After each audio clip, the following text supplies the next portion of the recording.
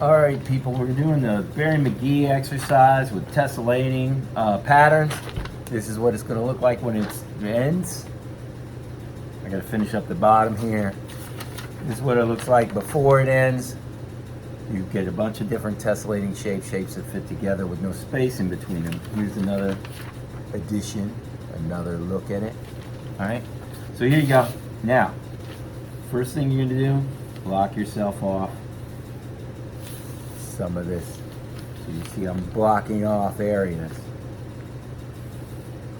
And I'm fitting them together. I'm going to fit them all together.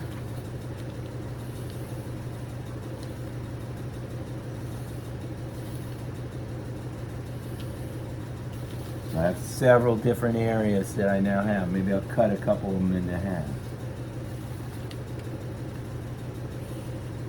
So now I have 1, 2, 3, 4, 5, 6, 7, 8 different spaces. Now I'm going to put some triangles in here. Draw some lines across. See how I drew lines across that area there? And then put some triangles in.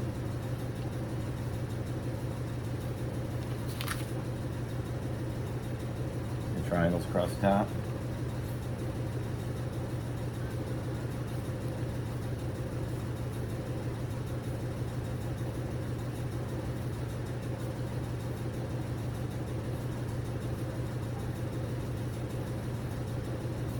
Now I put them upside down and right side up, and then makes little diamonds in there. All those triangles fit together to make a tessellating pattern. Now I'm going to do a different tessellating pattern. I'm going to do some squares.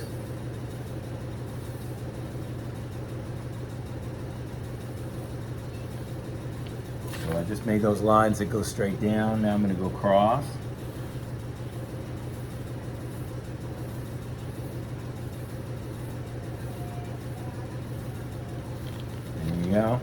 Go ahead and turn them into squares.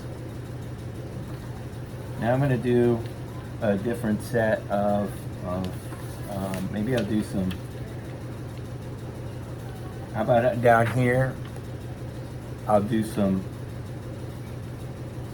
parallel lines that go diagonally. Yes, diagonally. Then I go this way.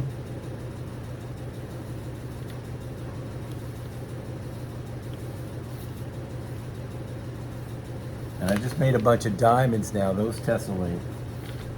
So now, maybe I'll do some rectangles. Ooh, these are kind of small. Don't make them this small. That's kind of small because it's going to be hard to color in those rectangles.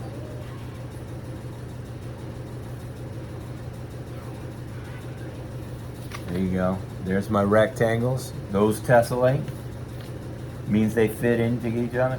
Now try something, oh my goodness, what could I do next? Oh, you know what I could do? I could do trapezoids. I just extended those lines across, but I'll turn them into trapezoids.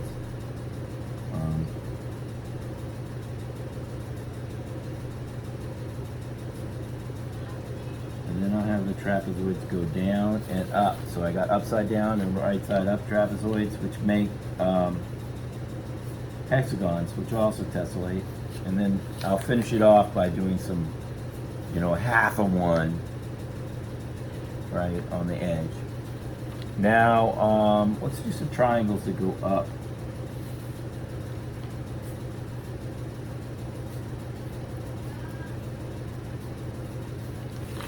Right?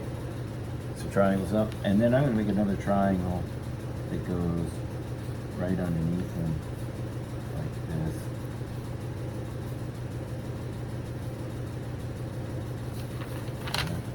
So they all fit together there. And then I'll do, although I don't have a lot of space for it, I could do straight hexagons. They're kind of hard to do.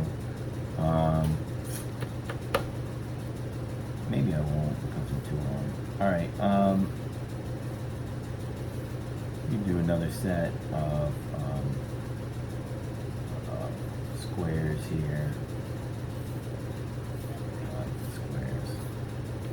And then maybe just some stripes, long rectangles. That fills it all out. Now you're done. You grab it, right? Now you're all done. Now you grab. Now you have to color it in. Now you've got to keep these patterns. Now a pattern is something that repeats over and over again. I want you to be able to have it so that you can do most of these sections with 2 colors only. So if I do this, and then say another color, and what I do to get a good coloring in is I do an outline first. So watch this, I do an outline. See, I did the outline, then color it in.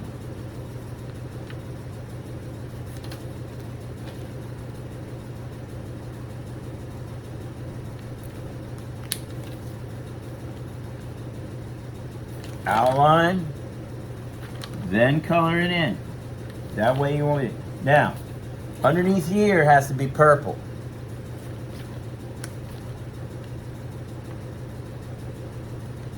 Because you're making a checkerboard.